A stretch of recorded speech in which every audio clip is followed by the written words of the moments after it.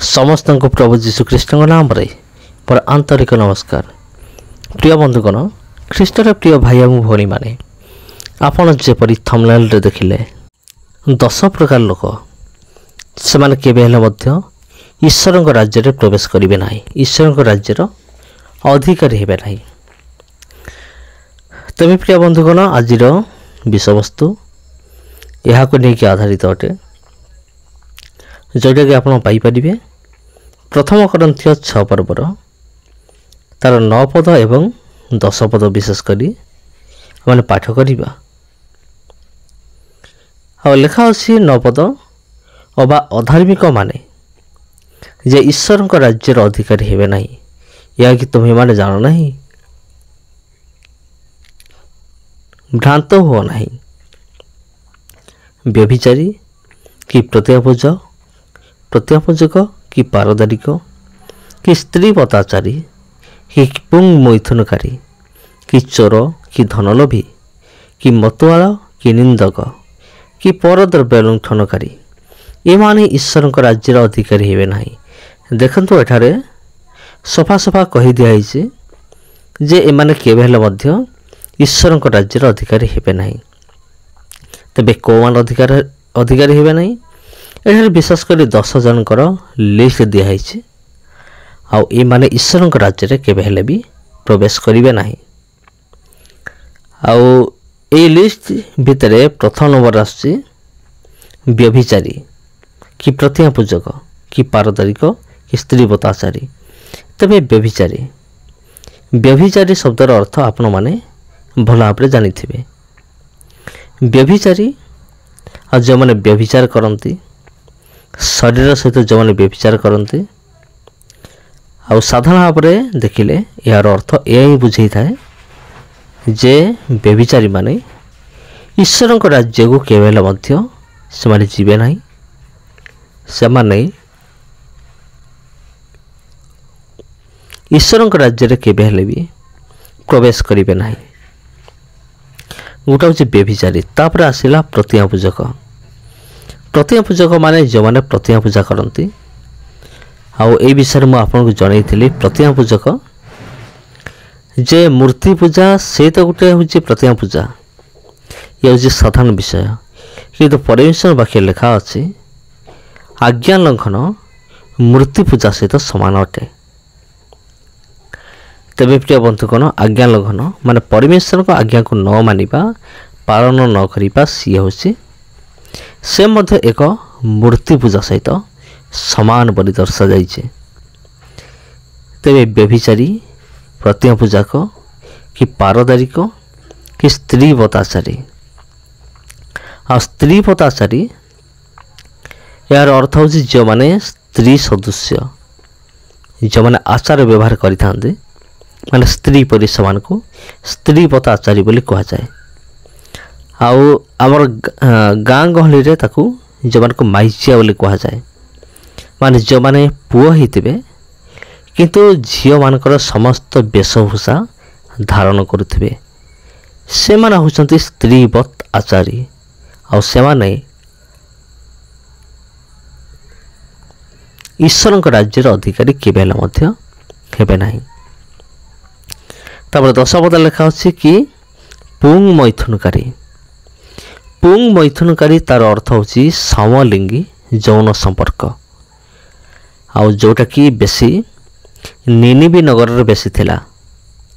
आउ जो नगर को सदा प्रभु गंधक द्वारा ध्वंस कले, आज मत सेठारे गंधकर मात्रा मिलुची। आउ जो माने जो जगह को, जो अंचल को परमेश्वर गंधक द्वारा विनष्ट करथिले, सेही निनिबी नगर लोक माने सेठाकर लोक मानक मध्य समलिंगी यौन संपर्क थिला, जोटा को इंग्रजी रे होमसेक्सुअल बोली कहा जाए।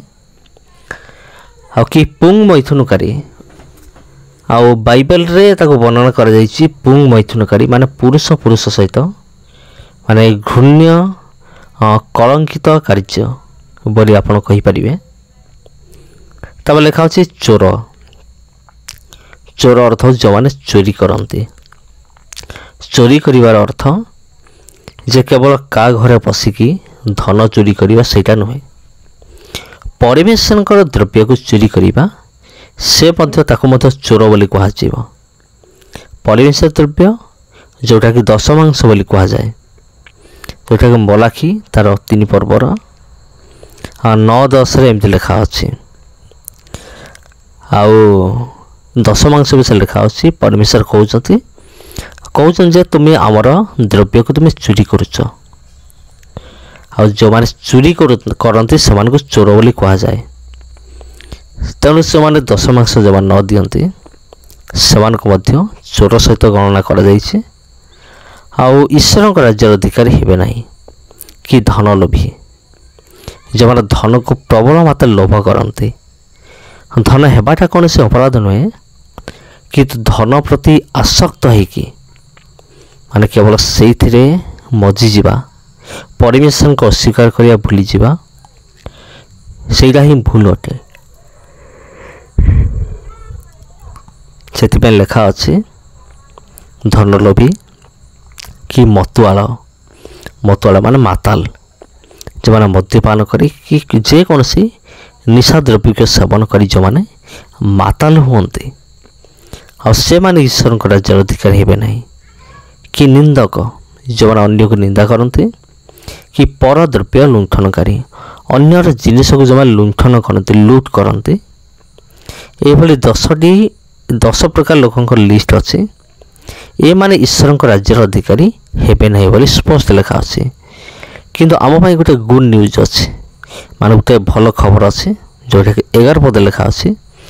ଆଉ ତୁମମାନଙ୍କ ମଧ୍ୟରୁ କେହି ଏହି ପ୍ରକାର ଥିଲ ମାନେ କିଛି ଲୋକ ଅଛନ୍ତି ପୂର୍ବରୁ କରୁଥିଲେ। ଆପଣମାନଙ୍କ ମଧ୍ୟରେ ହୁଏତ କେତେଜଣ ପୂର୍ବରୁ ଏହି ସମସ୍ତ କାମ କରିଥାଇ ପାରନ୍ତି। ଆଉ ଅନେକ ଭାବୁଥିବେ ଯେ ସମସ୍ତ ବିଷୟ ରହିଅଛି, ଦଣ୍ଡବିଧାନ ରହିଅଛି, ଏଇଟା ତ ଆମେ କରିଦେଇଛୁ, ଆମେ କେବେ ହେଲେ ବୋଧେ ଈଶ୍ୱରଙ୍କ ରାଜ୍ୟର ଅଧିକାରୀ ହେବୁ ନାହିଁ। ସେମିତି ନୁହେଁ। ଆମେ କ'ଣ ହେଇଛୁ? ପ୍ରଭୁ ଯୀଶୁଖ୍ରୀଷ୍ଟଙ୍କ ନାମରେ ଆମେମାନେ ଉଦ୍ଧାର ପାଇଛୁ। ତାଙ୍କର ଆତ୍ମା ଦ୍ୱାରା ଆମେମାନେ ଧୌତ ହେଇଛୁ, ଯେଉଁଟା ଲେଖା ଅଛି 11 ପଦରେ। ଆଉ ତୁମମାନଙ୍କ ମଧ୍ୟରୁ କେହି ଏହି ପ୍ରକାର ଥିଲ, କିନ୍ତୁ ପ୍ରଭୁ ଯୀଶୁଖ୍ରୀଷ୍ଟଙ୍କ ନାମରେ ଓ ଆମମାନଙ୍କ ଈଶ୍ୱରଙ୍କ ଆତ୍ମାଙ୍କ ଦ୍ୱାରା ତୁମେମାନେ ଧୌତ ହୋଇଅଛ, ପବିତ୍ରୀକୃତ ହୋଇଅଛ ଓ ଧାର୍ମିକ ବୋଲି ଗଣିତ ହୋଇଅଛ।